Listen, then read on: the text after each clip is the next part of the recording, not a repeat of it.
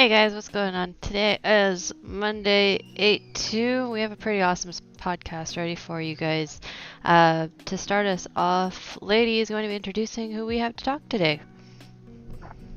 Hi, guys. So we have a special guest. His name is BrentShultz, and he's going to kind of dive into the world of NFTs and kind of talk about what they are, how to, well, I don't, we're all going to discuss about like maybe how we can invest in them, and then also maybe, oh, now I'm drawing the Frank. How to invest and then how to trade and all of that stuff. And of course, I have no idea what they are, so I'm really excited to hear about it. And thank you so much, Brent. You also have an amazing theory about GameStop and Pokemon, so we're gonna kind of go halfway in and maybe talk, give you some time to talk about that. So I really appreciate you joining us. Well, I appreciate the BullHouse for inviting me to come onto the podcast and express my views, and also kind of help everyone understand why NFTs are kind of a big deal, why GameStop being involved in NFTs is a big deal. I mean, but there's a lot of hype around it. Everyone's excited, so let's all get excited. But, you know, when it first was announced, I was like, oh yeah, let's be excited. I don't know why we're excited, but let's be excited. And so for the past month or so, I've just been really trying to expand my horizons and my knowledge on NFTs. You know, what are they? Why are they?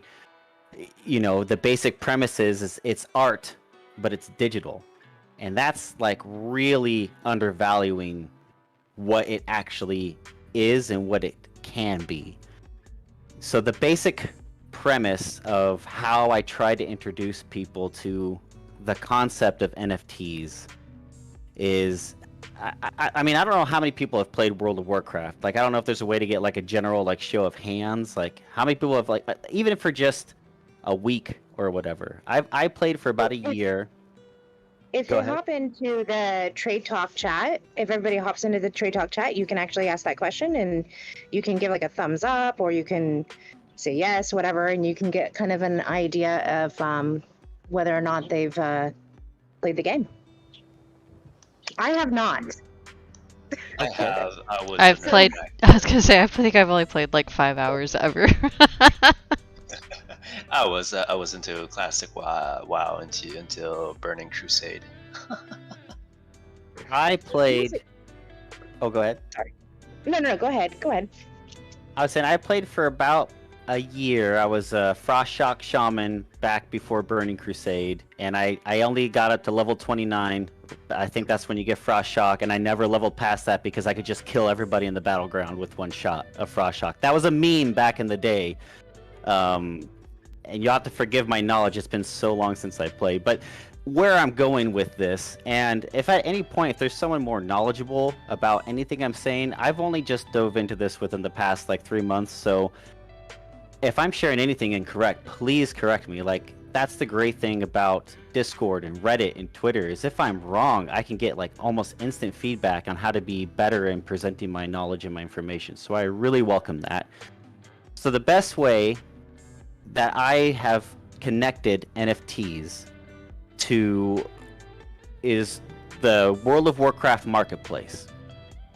And so what you can do, as a level 1 player, you can go out, you can kill a sheep and get some wool, and that's a quest.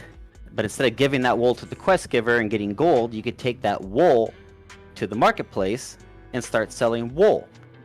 And someone else might have to do that quest, and instead of them going out and spending half an hour killing sheep to get the wool, 7 wool, they can just buy that wool from you, and you could just sell it for a price slightly more than what you could get, you know, from doing it yourself from the quest giver. That's how you can turn a profit.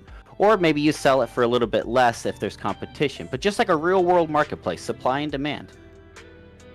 So you have something that someone else wants, and you can cut the time down of them getting it themselves by having it on this marketplace. And so NFTs, which are non-fungible tokens, which means they're unique. So wool is pretty general, but it's still unique. Wool is wool. You can't take a fish and give it to the quest giver because he'll be like, I don't need fish, I need wool. So in a sense, wool is kind of like a non-fungible token. You can't exchange, you can't replace it with something else. to complete the quest. So in a real world application, there are things out there that some people value more than others, such as there's tons of examples. There's the HD punks, there's the Rat Pack guys, there's like zombies, there's aliens, like, so all these artists have found a way to get their art out into the digital world. Because of COVID over the last year, a lot of people can't go out and get their art out into the public to be purchased, to recoup their time and efforts and, you know, food to feed their families, etc. In a real world setting, they've turned to the internet, to NFTs, to minting these things on a blockchain that is, to some people, they consider it just as good as having the real physical item in their house as a physical possession. Now there's two worlds to this. You have the old school thinking of, well, if it's not a picture I can put in my house, it doesn't matter, like it's worthless to me. And that's totally cool. That's your approach to value, and that's totally okay. But there's a lot of people in the newer generation, like I've said, who are putting their art out there in the digital world. And the great thing about turning it into an NFT is that you can make it so that it's the only unique piece out there in the world. Even if someone right clicks and saves it, and then they try to go and make their own NFT of that, if they try to do it on, say, the Ethereum blockchain, that can be tracked. You can say, oh, this was minted 3 months after the original. That is not the original. That's a copy of the original. And it's easier to deduce fakes or dupes or what have you. And so now you have this marketplace online where people can go and they see something cool and then they can buy it. So how does this go back to the WoW marketplace? How does this come back to gaming? Because I'll be honest, I haven't really looked into the art world. I have some articles that discuss, you know, why NFTs are becoming a big deal. I'll link one here in the chat for you all. And it just kind of talks about how, you know, NFTs, like art NFTs, is a growing business. So just in terms of art, it's a static image, you can own it, and we're talking, it's already up into the hundreds of millions. I think in this article it talks about how it's approaching into the already into the billions of dollars. You know, there's someone who paid like $6 million for a 50-second video by a guy named Beeple, and I have no idea who that is. Apparently he's a really famous artist and everyone loves his art. So there's a huge marketplace for these people that want to own these unique art pieces.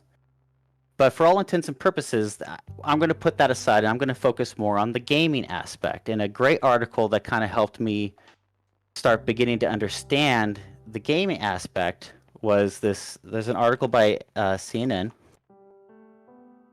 and I'll link that in the chat. And then there's a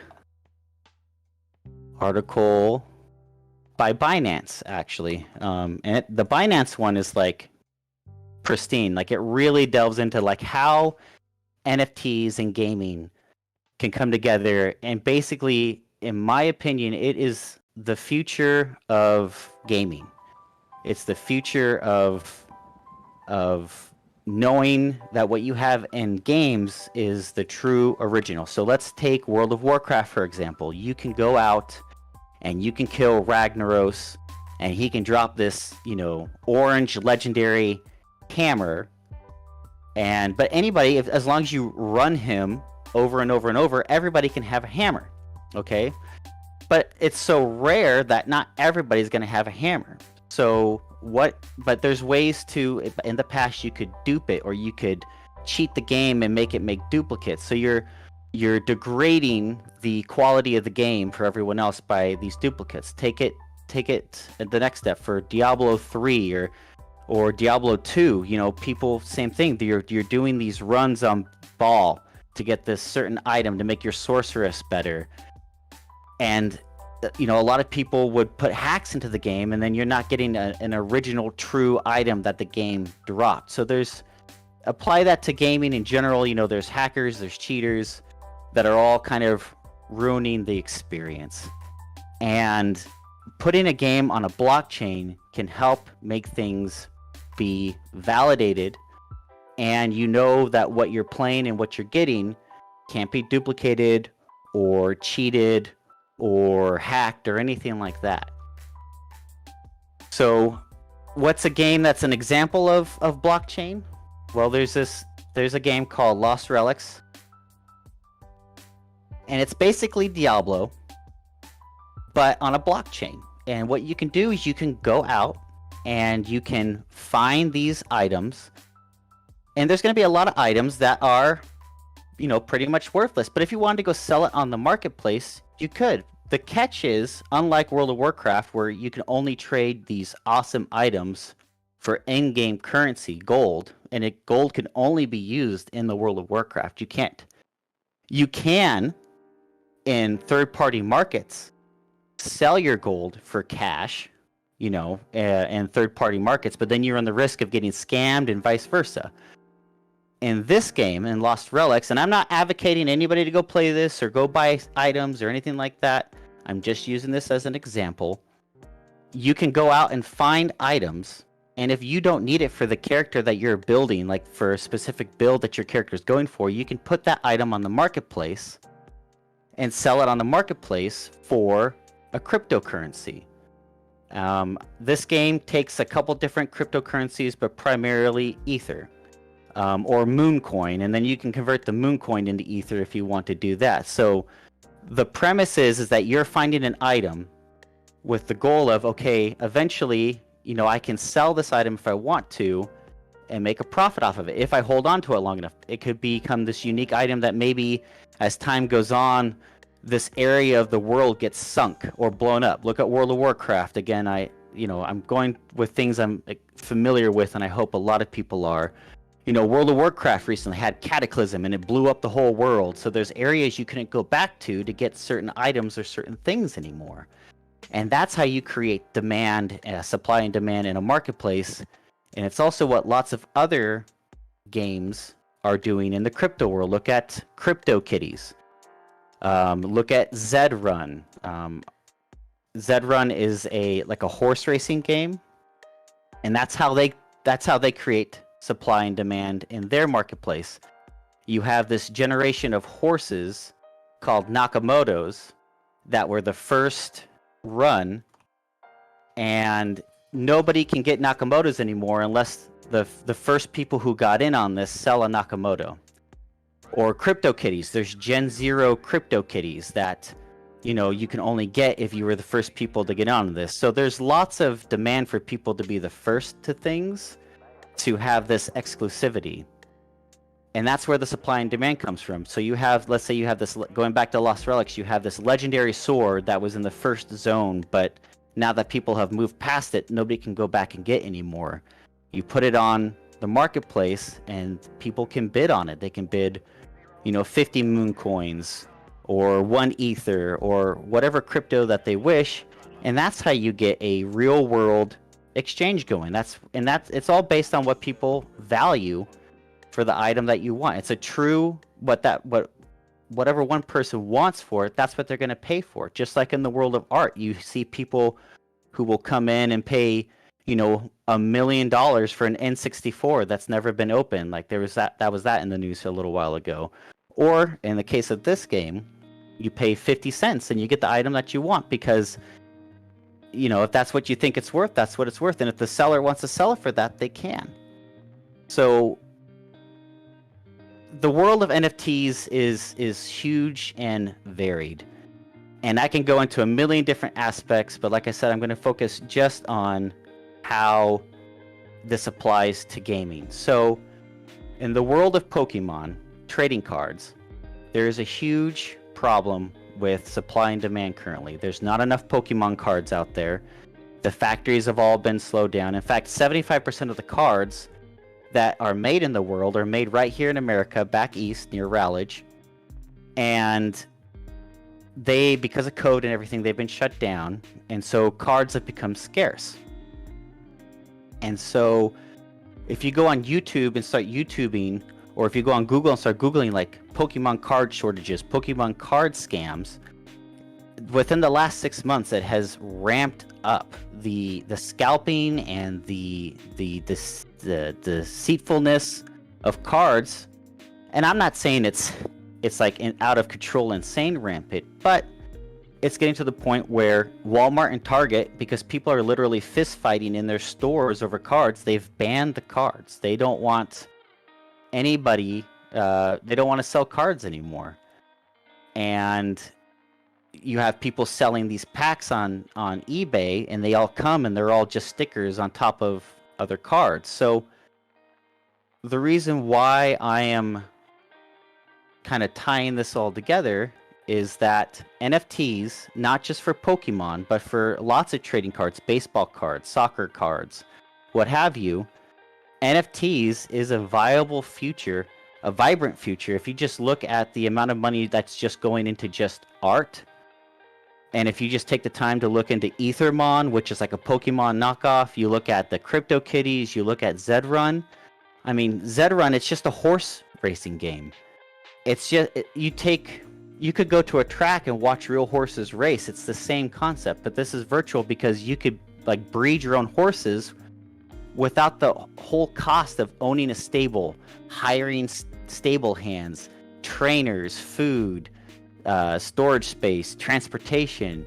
You get that same excitement of owning horses and breeding horses and racing horses for real in-game currency, crypto, that you can transfer to, you know, the fiat of your choice, and you can make a living off that. And NFTs is, again, the future of moving people past deceitfulness and fraud, not just in horse racing, but as I said, in trading cards. So I've been talking for a really long time, so I'm going to stop for a second. I was actually going to say, Brent, so baseball cards just came out with their NFT, right? My husband was actually able to pick up some of the first NFT packs that they released. That was actually pretty cool. They actually, I mean, it took probably 2 months for the market to even decide like how much these were worth. And they were, you know, the NBA cards have been out for a while, and it's like little clips that they have for their baseball card or their basketball cards. So it's actually been really cool to watch the sports teams. You know, NHL is getting ready to come out with some. NFL is going to come out with some. MLB, thank you. That's how my brain's working right now. But yeah, MLB just released theirs not too long ago, a few months ago. And I mean, I think he picked up like 5 packs of the original released MLB cards, which was pretty cool. There's like 5 or 6 in each pack. Yeah. We watched the unveiling. It was quite fun. Yeah, he was pretty hesitant. He still has, I think, 1 or 2 that are unopened packs, and they are worth a bunch right now. Like, I think he paid like $5-10 for each pack. And they're going pretty substantial now if they're unopened. And some of the cards he actually got were like rare or ultra rare or something like that. And then he has some NBA NFT cards that he got recently too. So he has a question from one of the listeners in the Discord, and I just wanted to make sure I asked it. So coming from King Diamond Hands, it says, I'd like to know the difference, what his opinion is on why bigger companies like Stream, 2K, Square, etc. won't do this on their own. They have dedicated artists on top of their on their game. So why go through a middleman like GameStop or Marketplace? Are they talking NFTs or just cards in general, like physical cards? I guess is my clarifying question. Let's see what he responds. Yeah, we'll wait for him to respond. So your husband has those unopened card packs, right? So yeah, the tops. In the world, tops, yeah. In the world of physical trading cards, I mean, cards are huge. They make tons of money. I mean, the amount of money, if you just go on Google and just Google trading card events, like there's this one in Texas that just happened a couple months ago. There's a guy who went and spent $500,000 on getting like 3 cards, soccer cards, and he's like, oh yeah, in a couple years I can flip this around for $1 million. And I'm just like, why? How? I mean, it's a piece of paper with someone's face and like a little blurb about them. So, I mean, but again, everyone has a different idea of value. What is valuable to them, and that's okay. I might not understand, but these people in that world, to them, that is everything, and they create the value. And the great thing is they can take their little niche group of where they create their own value, and someone can make money, and they can still use that in their fiat of choice to pay bills and whatnot. You know, that's like their job. They don't have to go work a 9 to 5, or maybe they still do. I don't know, but they create their own value, their own type of interaction, their own supply and demand. I'm gonna go off of King Diamond Hand's question, and I'm gonna answer it both ways. Okay, he just responded. So basically, if the Nintendo company can print its own money with Pokemon and has their own artist team, owns their IP, why bother going through GameStop? That's what I want to know. Digital NFT Pokemon Magic. Why use a middleman? Okay. So that's kind of jumping ahead to what I was going to get into later, but I can kind of go ahead and dive into that now since we're already about 24 minutes in. So how does all of this NFT gaming with the blockchain, Pokemon cards, physical cards, you know, there's duping, there's fakes, there's people creating their own value in these cards. How does that tie into GameStop and the Pokemon company? So you have this CryptoKitties, you have this Zed Run, and they're very niche, and they kind of play around and toy with the idea of NFTs. And then you have like Ethermon or Axel Infinity, which is like Pokemon, their own spin of the Pokemon company as NFTs. And it's still just, as from my understanding, they are just a static card. Like once it's minted, that's how it is, and it can't change. It can't be anything else. It's just a static card, and you can trade that, you know, and make money off of it, or we keep it for long-term value, just like in the real world. But then it's also an online playing game too, so you can play and enjoy it while you wait to sell it to someone else. Just like, you know, physical card game, the Pokemon company. So what is going to revolutionize the world? What is going to get people to move away from, you know, not everyone, there's still going to be people who want to have the physical cards, and that's totally fine. But what's going to revolutionize the world? What is going to be the next step in gaming to get people to get involved in this? And how can GameStop and vis-a-vis Pokemon Company benefit? Well, we know that Jordan Holdberg tried back in 2017 to pitch the idea of NFTs to, and maybe some of you aren't aware of this. I can find the link to that article, and I can share that in a little bit. But basically, Jordan tried to pitch the idea to Wizards of the Coast and Hasbro, and they turned him down. They said, we don't see a future in digital cards. We're going to keep making physical cards. And then back in April, that article was released.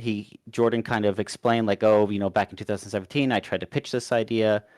So he wrote this article about it back in April, and then within like a month of releasing the article, GameStop gobbled him up. Basically made him put pants on and come to work. We want you to come to work for us. And they've been gobbling up tons of devs and people who understand the Ethereum blockchain.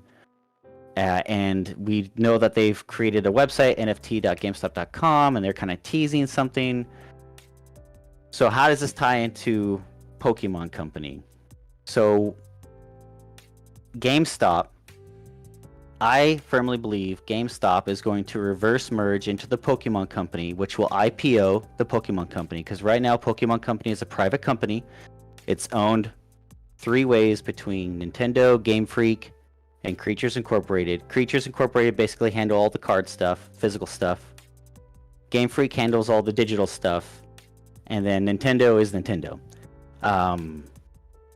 So bear with me. So a reverse merger. So the Pokemon Company is huge.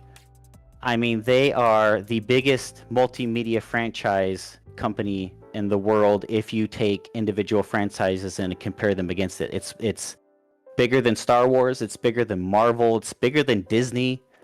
It's bigger than Pixar. The only way Disney can beat the Pokemon Company is it has to combine all those things that it owns, and that makes it the biggest by like $100 billion. But individually, all those things by themselves don't hold a candle to the Pokemon Company. It can stand on its own two legs because it's a worldwide, socially acceptable thing. You have the card game, you have the video games, you have movies, you have TV shows, you have songs, you have collectibles. I mean, it's huge. It dwarfs everything. So why would GameStop reverse merge into the Pokemon Company? And the reason why I feel that is because the Pokemon Company wants to IPO. It wants to become a public company and be publicly traded. It hasn't needed to do that in the past, but I feel like with the new technology that is coming out through a subsidiary that it owns called Niantic, it will want to become a publicly traded company on the stock market, or maybe on a digital blockchain to avoid what's going on currently in our markets. I'm not 100% sure, but we know that Niantic is close to releasing their augmented reality goggles. They've been teasing it for a couple years. Just last March, the CEO of Niantic, John Hanke, or Hanke, not sure how you pronounce it, has been teasing these glasses. And we know that Pokemon Go, back in its day, 2017, when it first came out, everybody played Pokemon Go. I even played Pokemon Go. It was a huge, big, like, worldwide phenomenon.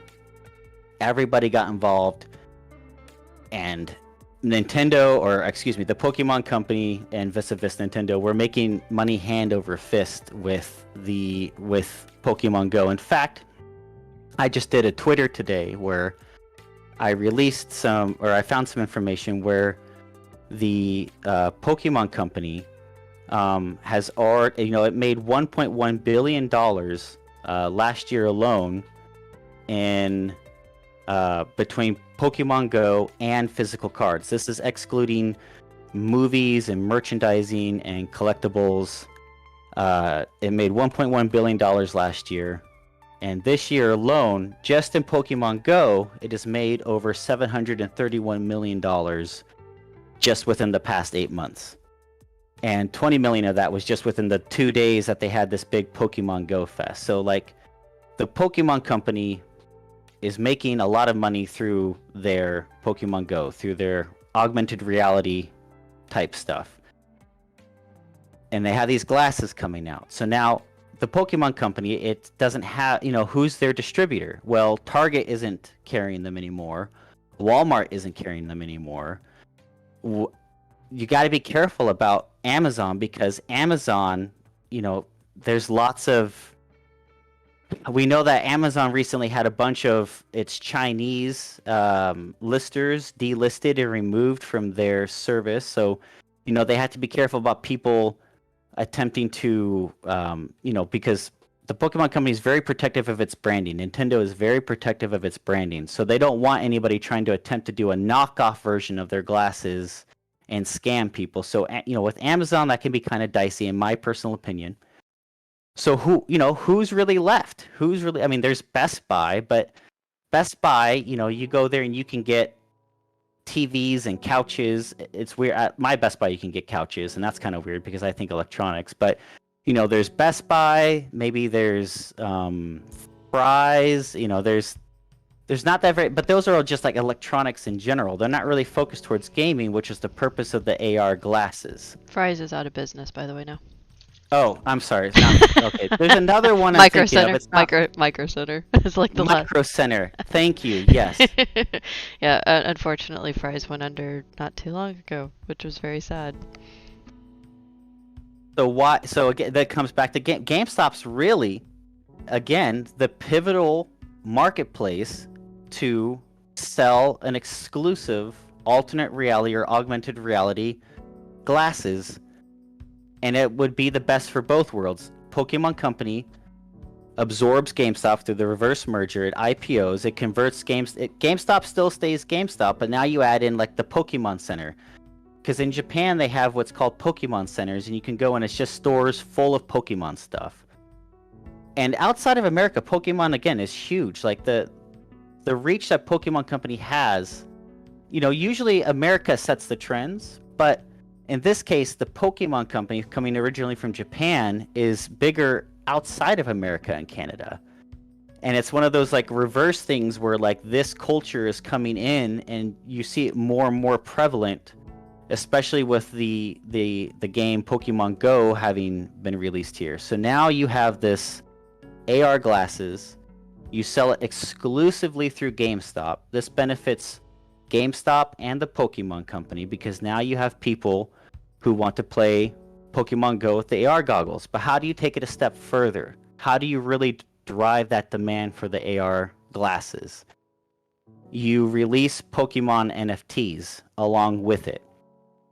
And my opinion and the things that I've been finding and the hints and the winks, if you look at GameStop Twitter lately, and this is going more into speculation, but they've been doing a lot more Nintendo and Pokemon stuff lately, right? Like the whole Twitter just recently with the dog and the Pikachu outfit, and there's a whole other slew of speculative Pikachu or Pokemon tweets I can show you guys. But I think, didn't they just tweet one today as well about the plush toys? Yes. And they did do the plush toys. If you look on their Instagram and their YouTube, I mean, there's lots of things to look at. But my philosophy is if there's too many coincidences, it stops being a coincidence. And I have been releasing DDs for the past since May about the Pokemon Company and GameStop coming together to in a form of a merger, not just a partnership. They already have a partnership. By Pokemon Company wants to be publicly traded. It wants to become even bigger. It wants to become even bigger than Disney. So, you know, right now Disney's bigger than it because it has all these things. I firmly believe the Pokemon Company can be bigger than Disney without all those things, just on its own two legs. But it needs a little bit of help to have a center of distribution for the new AR goggles and a way to get their NFTs, their Pokemon NFTs, out into the world. So there could be, you know, lots of people like going down to the store and to get these goggles, and maybe there's like little placards that you can buy the cards that have like a code, a QR code that you can scan, which then zaps that, you know, that code and gives you a randomly generated Pokemon NFT, just like if you were to buy a pack.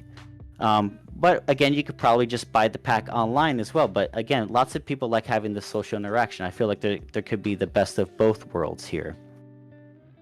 And take it a step further, not just Pokemon NFTs for like as a static card, like what you see on everything else, which is just the static image and the basic stats. I feel like it's going to take more of the video game approach, where if you play Pokemon Sword and Shield or Blue and Yellow, you know, you have your Pikachu or whatever, and you can have it fight other Pokemon, and it can level up, and you can level up certain stats. You can feed it certain candies to give it certain bonuses in some areas. To say you want your Pikachu to be faster, but that comes with an RPG. You know, if you make your character faster, you know, you're going to lose out on maybe having a lot of HP. Like, this gives people the chance to tweak their Pokemon and have a unique team.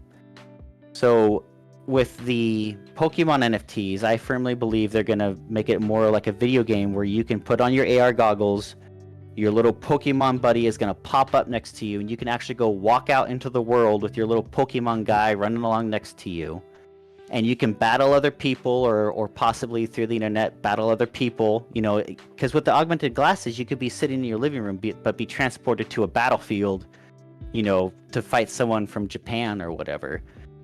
and you have your team of creatures, of these NFT creatures, which can be, they're on a blockchain, they're not faked, they're not duplicates, they can't be cheated, you can't cheat the other player by hacking the game or whatever.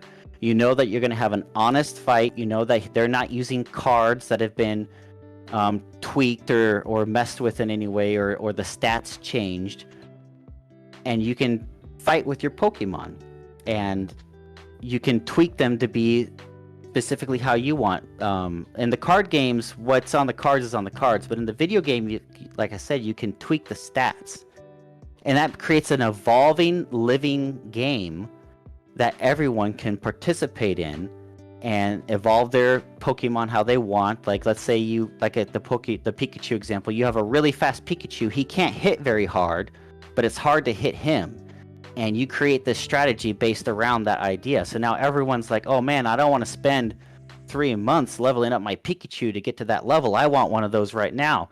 I will pay you 100 Pokecoins for that Pikachu. And you're like, sweet, I'll sell this Pikachu for 100 Pokecoins, and then I can turn those Pokecoins into 1 Ethereum. And now I have money to pay my rent. To me, it's and it's not just Pokemon. I believe this type of gaming in the future could be a big part of business in the future. People not wanting to go work a 9-to-5 job. You could be a Pokemon master, and that can be like a legitimate job. You raise Pokemon, you raise these pets, and you sell them to people that don't have the time to train them the way that they want, but you do this training, and it creates another form of supply and demand. People are demanding your time to raise these Pokemon. And these Pokemon, because of NFTs, they don't have to be a static thing. In fact, with you can remint these NFTs consistently to have these stats change, just like in CryptoKitties or Zedrun, with these horses with all these different colors, or these cats with all these different traits. You can breed them to have different stats, but let's dial it back. Instead of breeding Pokemon, you just feed it a certain type of candy to give it a certain type of stat to build it the way you want. You can level it up however you want, but then you also have that personal companionship where you can have this digital pet, because maybe you're allergic to pets. Maybe you can't have a cat or a dog, but you can have a Pikachu running around next to you. I mean, pets are an essential part of helping people in the world dealing with difficulties. Look at the explosion of pets, during 2020 COVID, when people got locked down. I was reading an article that there were more pets purchased or obtained during lockdown than any other point in history, because of people being lonely and they wanted someone to interact with. Now, there could be disputes on physical versus digital. Is that the same? Question mark. I don't know, but I guess that's my whole thesis, is that the goggles are going to be sold exclusively at GameStop. There are also going to be these Pokemon centers. That's going to be, it's not. I'm not saying they're going to get rid of Xbox or PlayStations. They're not going to exclude all that. They're still going to sell that, but I think there's going to be a bigger push towards Pokemon in the United States because of it. You have the goggles, you have the NFTs, you have this living, breathing crypto Pokecoin Pokemon ecosystem that will be a benefit, and it will change gaming forever. And I believe Pokemon Company is going to do it first, and they're going to do it the best. So we did have a question on YouTube. Jose asked about Yu-Gi-Oh! And Magic the Gathering. Could we be seeing these kinds of same NFT situations with those as well? Maybe? Absolutely. And I believe that Wizards of the Sword Coast are already scrambling. Hasbro is already scrambling to get their own blockchain and get their own tech up and running. I don't think they're going to be able to do it for another couple years. But if you use Google and start looking up who Hasbro has been hiring, they are now scrambling to get their own tech team together. Pokemon Company, because it's a private company, it's harder to find their hires and who they've been hiring.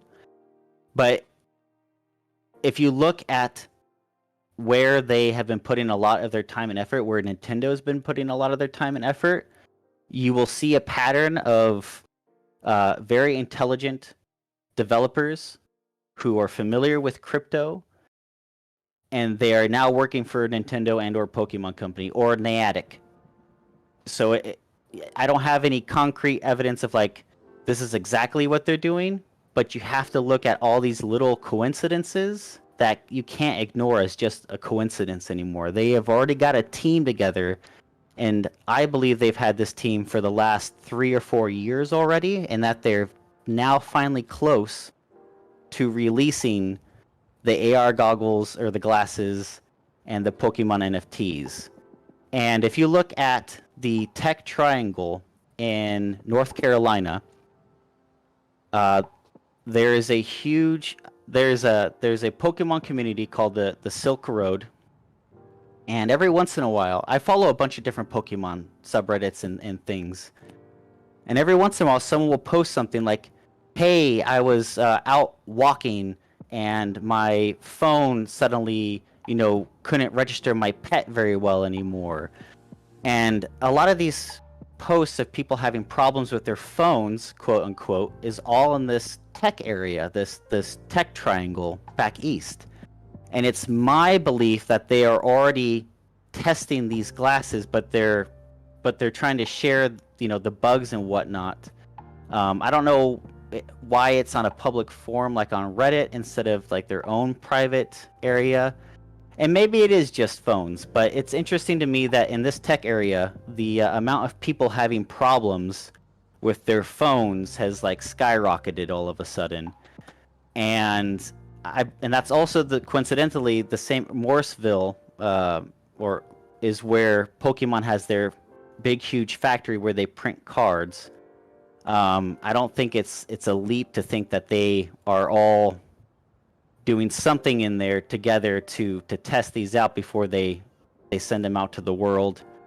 We know that GameStop, within the past couple months, they've increased their shipping from Japan or from Asia in general over 40% over the past few months. With, I believe, just last month or two, they finally slowed down on their importing.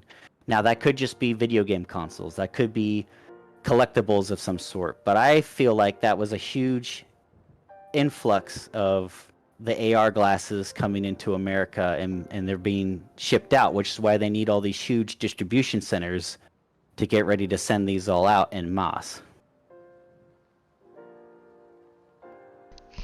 That is insane.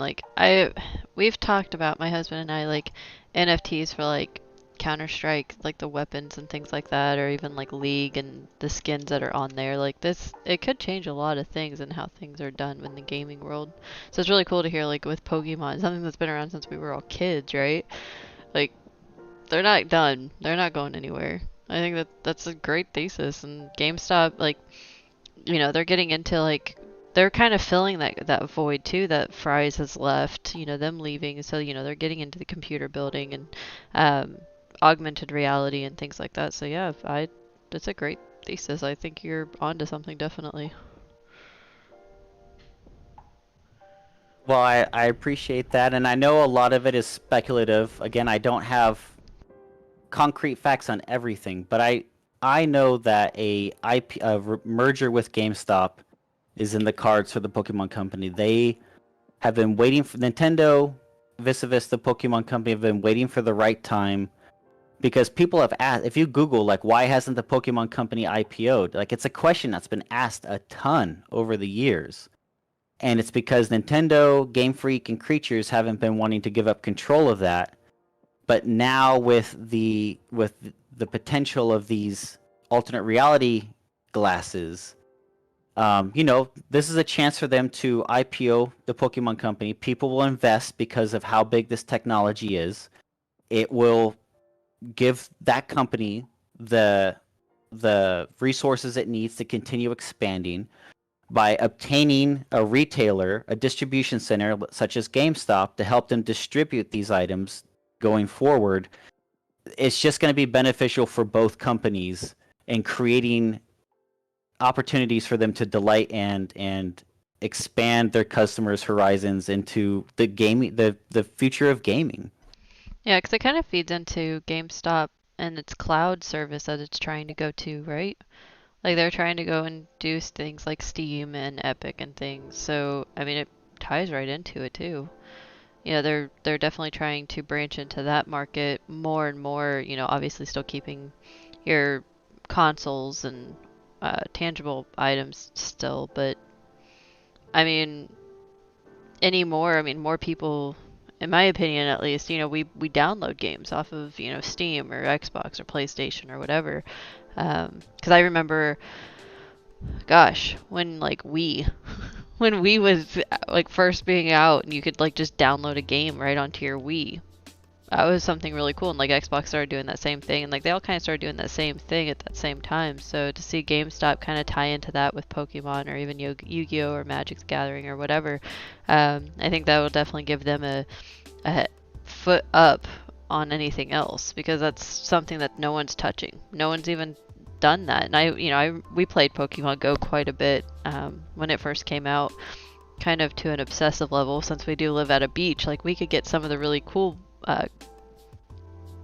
creatures, I guess we'll call them Pokemon. The water Pokemon. We got a lot of the water Pokemon, and like it was like we'd have all these water Pokemon, and we're like, I need like fire. I need something from the desert or something. Like, stop giving me all the water. So, in being, in a touristy area at that point, because we were up in the Panhandle, like we'd have people that came in from, Nevada and Arizona, people that had desert Pokemon, and we're like, okay, so in theory we should be able to obliterate you because obviously water and fire, but no, those darn rock ones that you can get in the desert, those are evil. Those are so evil when you only have water Pokemon. Sorry. Using that as an example, you have an exclusive connection to oceanfront, to water Pokemon, and there are going to be people who live in North Dakota who are going to be like, look, I got a rock Pokemon, you got a water Pokemon, let's make a trade happen. Exactly. Instead of having to travel across the country to get close enough, you just both pop on your AR goggles, you meet in a trading room, you trade the Pokemon, or you set up a marketplace and you start making an income for yourself. You're like, you know what, I'm not selling this Squirtle for less than 100 Pokecoins. And then you can convert the 100 Pokecoins into 0.25 Ethereum. And then there you go. Now you got, I don't know how much 0.25 Ethereum is. I think it's like 50 or 60 bucks. But now you can go have a nice steak dinner. Exactly. It's gonna, yeah. I will say the number of Magikarp that we had was obscene. I had to get rid of so many of those darn things. So I just was my husband was just like Googling Pokemon cards, and he noticed the algorithm, the very first one, it's a paid for ad by GameStop for Pokemon, and then it goes Amazon, and then it goes back to GameStop, which in the marketing and advertising world is kind of like, that's where they're putting their money. I mean, I'm not trying to do any kind of confirmation bias here, but I found that pretty interesting. Biased confirmed. Well, I don't know. Kringle and Citadel have been pretty quiet. I don't know if they have any questions or thoughts, or if they're just like, oh, Brent, man, that Kool-Aid is really strong, brother. No, I'm really, really impressed, because I've already wondered the connection between Pokemon and GameStop. That has been actually some discussions being thrown around in my own company, but we haven't figured out the connection yet because we're too busy on focusing on other things, obviously. But that's, I mean, the NFTs, we saw it coming, but we haven't made that, that connection, and that's wild. And I potentially see this coming. In GameStop, when I see Ryan Cohen giving those cryptic messages, and considering that he wants to bring a certain revolution to retail investors, well, that might be it. Well, it's also going into the stock a little bit. If you have GameStop, and there's rumors of a merger with the Pokemon Company because they have these new exclusive alternate reality glasses that are coming out, and they're going to be the only ones that sell it, and they're connected to Pokemon Company. I mean, forget about apes, quote unquote. You're going to have real investors who are like, you know what? This is a great company I want to invest in because this idea is going to make, let's be honest, it's going to make money. And that's what a lot of, that's what investing is for a lot of people, is they want a chance to recoup, invest and get their value back. And the reason why I'm bullish on the biggest piece of confirmation bias I got was yesterday when I was doing my AMA with my on my own YouTube stream. So on the back of most Pokemon cards, they list the Pokemon Company International, and they have an office on 4th Street in Bellevue, Washington. Niantic also has an office in the same structure, the South Lincoln Square, as well as the Pokemon Company. And now, if you look on GameStop.com/jobs, just within the last couple days, I mean, they've been looking for talent in Seattle area for a while, but just within the last 3 days, their job listings for Seattle, Washington has doubled. And then think about this. You have all these Amazon executives. You have all these Chewy executives that have just come on board with GameStop. They have families. Are they really going to upend and move to Texas or to Florida or to one of their other corporate locations on the East Coast? Absolutely not. There's no way I would take on a job in a company if that meant I had to take my kids out of school and move across country, especially in the middle of COVID, all this talk about COVID, whatever your thoughts are on that. I'm not going to dive into it, but there's no way I would do that. It doesn't matter how awesome of an offer Ryan Cohn gives me. So what's the logical next step then? You have all these executives. They need a place to work. And I've been trying to Google like GameStop corporate office information, and I haven't gotten a concrete hit. But if you look at the job board on GameStop, the address that they give is an address to their retail store, which is a block away from the Pokemon Company and Niantic.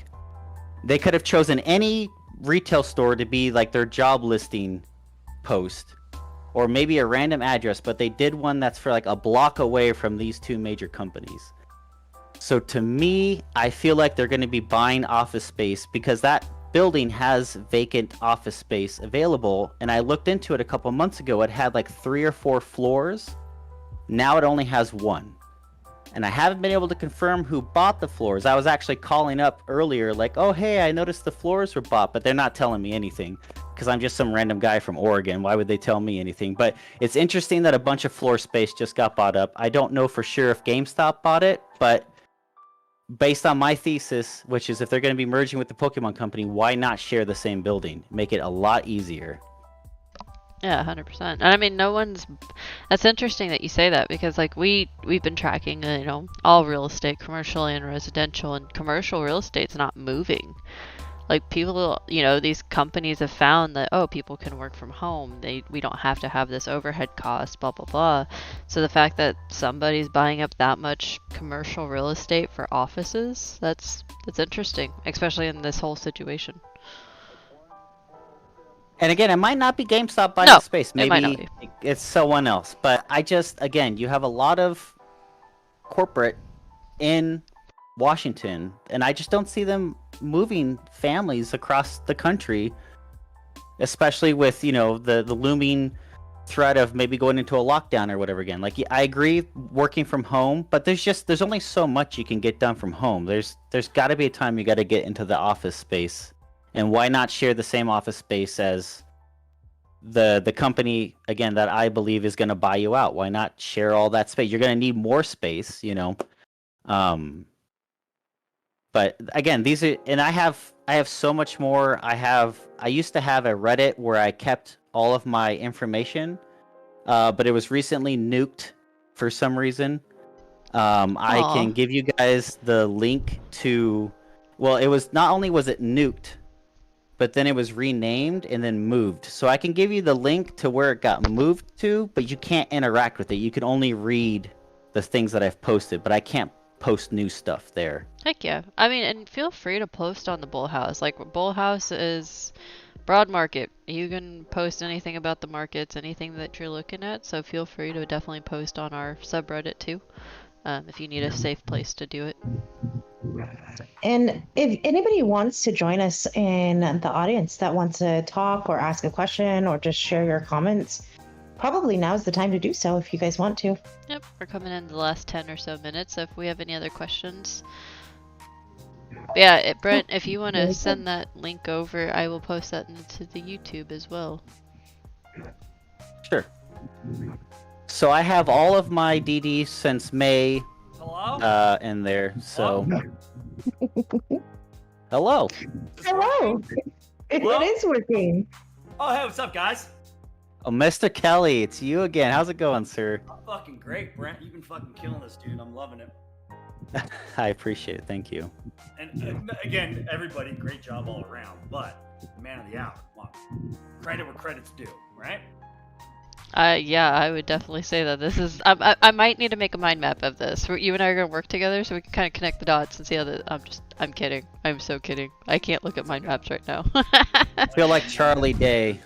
You have no idea. Who's Charlie Day? Is that the golfer? No, it's from Always Sunny in Philadelphia. He's the crazy guy who like points at the map. He's all like, it's all connected. Oh, Yeah. Charlie Kelly. No, that's Charlie Day. Oh, okay. I'm all fucked up. Never mind. No, it's cool. It's cool. No, it's something I'm notoriously known for at this point is my mind map, and that's pretty much what everyone called me for about 2 months. Cool.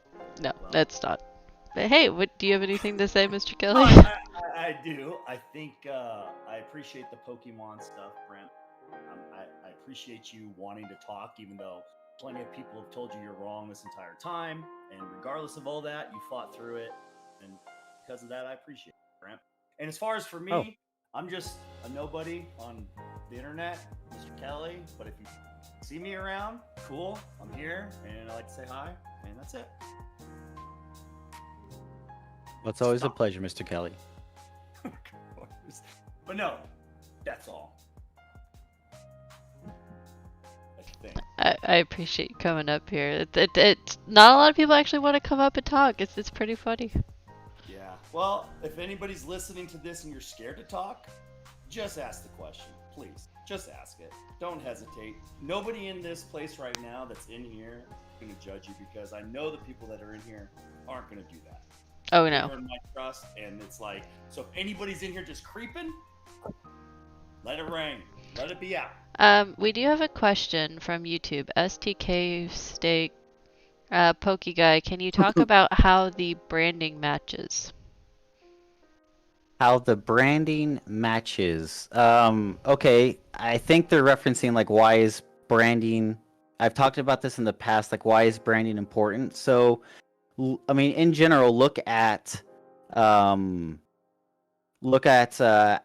Activision Blizzard. You know, anytime anyone tries to make an offshoot of their game, they shut it down hard. Look at Nintendo. Anytime anyone tries to make, you know, a fan-made remake or whatever without their permission, gets shut down hard. Like Nintendo especially is very, very protective of its branding. Like you can't do anything without their approval or they just come at you hard. Now, usually it's just a cease and desist. Very rarely have I seen them take someone to court for not ceasing and desisting. So in generality, I mean, look at everyone's brand. Look at the taco truck down the street. They have their own logo. They have their own brand. Would they appreciate McDonald's suddenly taking their logo and setting up shop and calling themselves Taco Mama's 29 or whatever? Like, no. Everybody has their brand, their logo, and they're very protective of it. Nintendo doesn't, or the Pokemon Company, excuse me, doesn't let anybody print their logo on their trading cards. In fact, in all of my research, I've only found 3 cases of anyone's logo being allowed to be printed on a Pokemon card. And we know that Pokemon Company has tons of partnerships. They hand out cards through McDonald's. They've handed out cards through Burger King. They hand out cards through cereal boxes, but it's always very explicitly stated that it's just the Pokemon and Nintendo's information on the card. McDonald's can have their logo on the packaging on the outside, but nothing physically on the card. GameStop, within the past couple months, has been allowed to print their logo on exclusive Pokemon cards. The only other instances of that being allowed to happen was Build-A-Bear back in 2007 or 2008, I think. And then it was Toys R Us. Toys R Us was allowed to do it back in like 2007, 2008. Build-A-Bear was allowed to do it just at the end of last year. Well, and I think too, to add to that, Brent, we were talking about the in-store stuff with kids. Like yesterday, we were talking on a separate video on his channel, but we were talking about the what GameStop's doing in store for the kids. And you may have already touched on it, and I might have missed that, but something that was important to me is that employees in the store wanting to bring kids in, bringing parents and kids together in a space that's no judgment, there's no bullshit fucking bullying.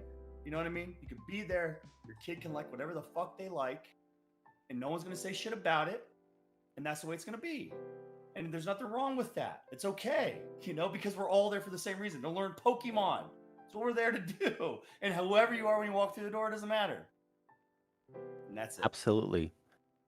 And actually, speaking to that, this tweet by Kelly Lambert, Kelly Durkin. I'm not sure if Lambert is her middle name or what that is, but Kelly Durkin, she works for GameStop. She's like the vice president of the customer service or something similar to that.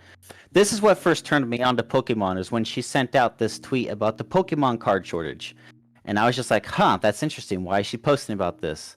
Because I was really big on SLGG at that point, thinking that GameStop was going to do a merger with SLGG because they had just acquired Mob Crush, which is going to become like the biggest streaming service in the world, bigger than YouTube, bigger than Twitch, but that's a whole different thesis. But I saw this tweet and I started looking more into Pokemon stuff, and that's when I realized, like, oh my gosh.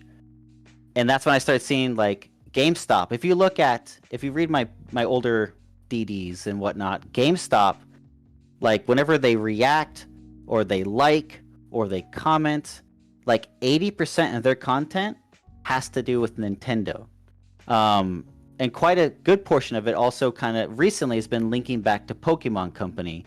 But over the past 3-4 months, it's been like they'll react with a meme that's Nintendo. They'll say a phrase that's linked back to Nintendo. And I just thought that was really interesting. They'll like stuff when people meme at them, Nintendo, or they'll like Nintendo phrases. If they don't comment or respond, they'll like those comments. Like, Twitter pages are fascinating to me in terms of social interaction. And whoever is behind the GameStop Twitter has been like on point and like being very subtle, but also amazingly blunt about what they like and how they react and how they meme back at people. And I encourage you all to take the time to really look at who the GameStop Twitter page has been commenting on, liking. The biggest one to me was when on Bidoof Week about a month ago, Pokemon Company had this big, huge Bidoof Week. Everybody celebrate Bidoof, which is like this Pokemon that isn't very good, but in the meme world, he's like God. Like, you can't kill Bidoof. He's the strongest thing ever. And everybody was celebrating Bidoof. All the Pokemon companies had this big Twitter chain going saying like, oh, Bidoof this, Bidoof that. And then GameStop comes in and says, you could say Bidoof is getting his Bidoo. That's really weird. Why did GameStop join in on that conversation all of a sudden? Nobody else did that. Xbox didn't do that. Microsoft didn't do that. Why did GameStop join in on that comment thread? That's interesting to me. Like, that kind of stuff. On STK is saying all of it's Nintendo. They tweet the same time. All the top games are Nintendo in their store except Madden. The rest are all Nintendo. Twitter shop is all Nintendo too. Yeah, well, a lot of the deals of the days are Nintendo or Switches, and they're the ones that are on sale. Or if you look at all the Pokemon stuff is on sale. If you look at the Funkos, all the Pokemon stuff is on sale. None of the other Funkos are really on sale. It's just interesting. Little connections like that. It just makes me think, like, why? Like, why? What are they doing? Like, why are they targeting that specifically? So, and I want to put this out there because, like, I was gone all last week for the most part. Like, I did check in on everybody, like, here and there between Twitter and Discord and whatnot, just to kind of make sure everyone was okay.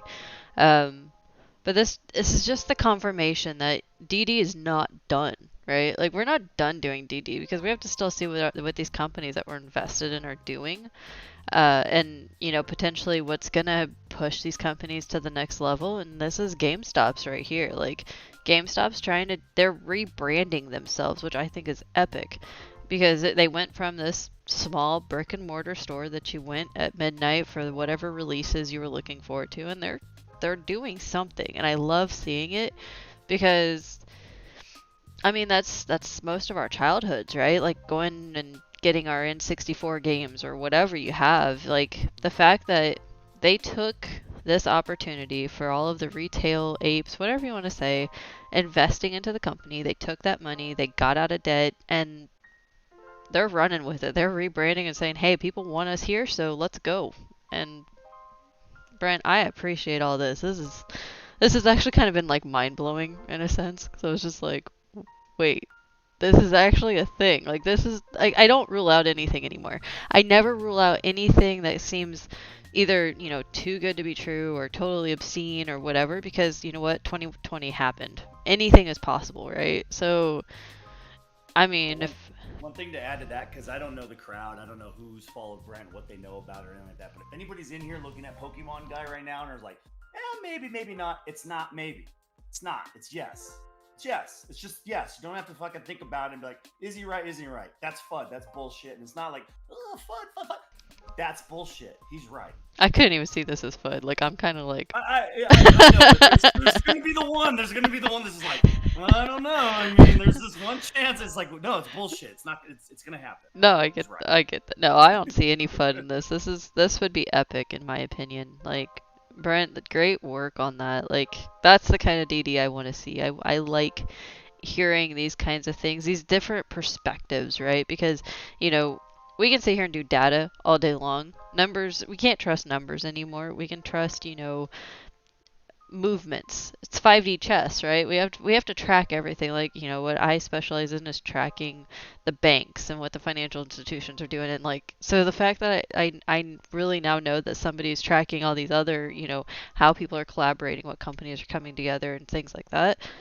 Man, you've got to come back more. You're going to be a very vital part to the BullHouse. I'm going to tell you that now. Well, I appreciate it. Thank you very much. Of course, Mr. Kelly. Yeah, oh God, yes. Everybody. we welcome everybody. Like, and that is the thing.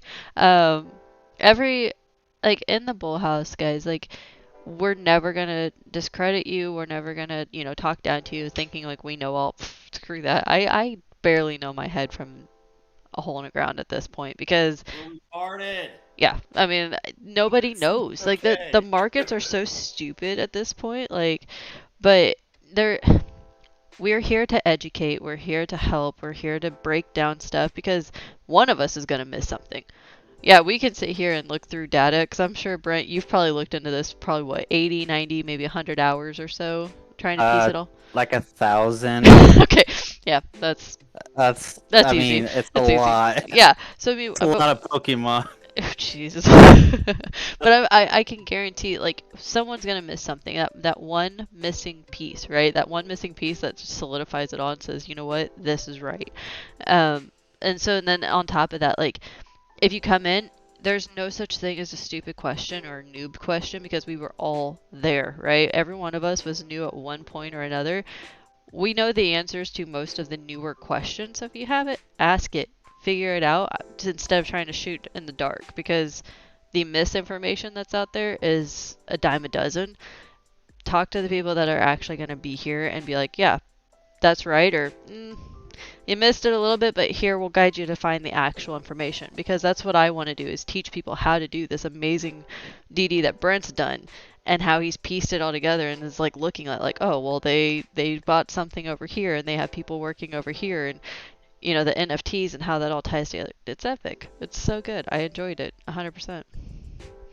Well, I appreciate that. And I've linked my two biggest I have like about 15 posts that I've done, but I linked my two biggest ones in the chat and I sent them to Lady Stonks so she can get them on the YouTube as well in case anyone comes in later and looks at this. But like these two DDs that I've done will get you started, and then I encourage you to expand your mind and start looking for, I call Google my Pokédex, okay? You use it to identify the Pokemon, to know what they can do and what they can't do.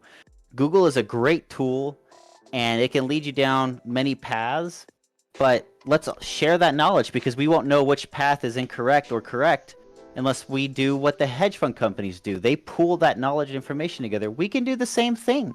Not because we're going to want to manipulate the market and rob a bunch of people. No, because that's how we find value. That's how we find a value that we can share with everyone, and then everyone can make their own assumptions or have their thoughts on that. Like, that's the whole point of me even doing all this, is because I feel like I found something special, and that's why I have absolute faith in GameStop and Ryan Cohn, and they're doing these little games, these tweets that they do. Ryan Cohn tweeting Nintendo Mario, for crying out loud. Like, when he tweeted Mario, I was just like, oh my gosh, it's out of all the things he could pick to represent power to the players, He picks why Mario? I mean, Why Mario? Mario is kind of the icon for a gamer. I mean, we Yes, it's a branding. It's about branding. Nintendo is iconic.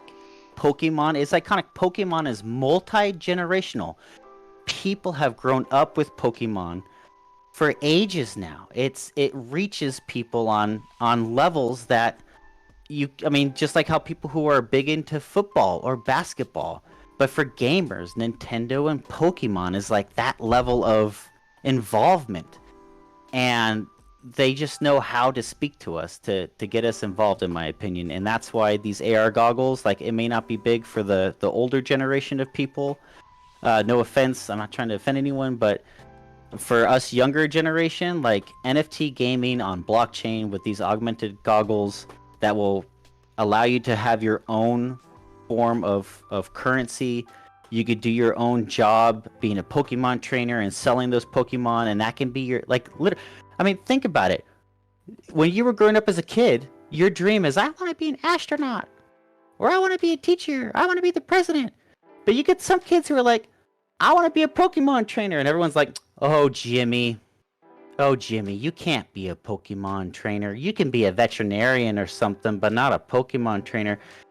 The future is now. Ready Player One is coming, and I'm super excited for it. Oh yeah. Well, thank you so much, Brent. That's amazing. I'm excited. I am too. I'm probably going to be diving into this, and I have both those links, and I will post those into the YouTube video as well. And guys, throughout all the chat, anything that, for the most part, there was one link I couldn't post that Brent posted in the Discord chat. It's because the character limit blocked it. But yeah, all the links that he's posted in the Discord, I have put into the live chat for the day, so you guys can go through and re-click through those as well. So, yeah. Before I get that too, one other thing, if anybody's looking at my avatar, it's an HD Punk, it's an NFT. I didn't know shit about it, but I've been crawling and learning how to walk. So while I don't know everything, I know people I can ask and figure shit out. So if anybody's curious, DM me on any NFT stuff, and I'll figure out where you're at and try to help. Thanks, Mr. Kelly. Thanse, Mr. Kelly. Appreciate that. No, that's very cool that you have an NFT for your Yeah, emote. you know, it's kind of cool. He's got a headset on. Just a coincidence. And then, Kenna, I found that link that you were talking about, and I went ahead and reposted it. So sorry about that. Oh, no worries. Yeah, I'll get that right now. Thank you. That's the AR glasses that has been teased by the CEO of Neotic. Thank you. Just end of March. Like, this is when I found this article, I was like, again, like, oh my gosh, they're like way closer than I thought. But I'm sorry, we're trying to wrap up, and I keep getting excited and hyping myself back up again about Pokemon. I'll stop now. Well, maybe we can do a part 2 sometime. Love that. I could listen to this for hours, so. You definitely made Monday night a lot more special than most Monday nights that were just usually me rambling about crap in the world. So it's a good positive spin. I enjoyed it. Well, thank you for having me on.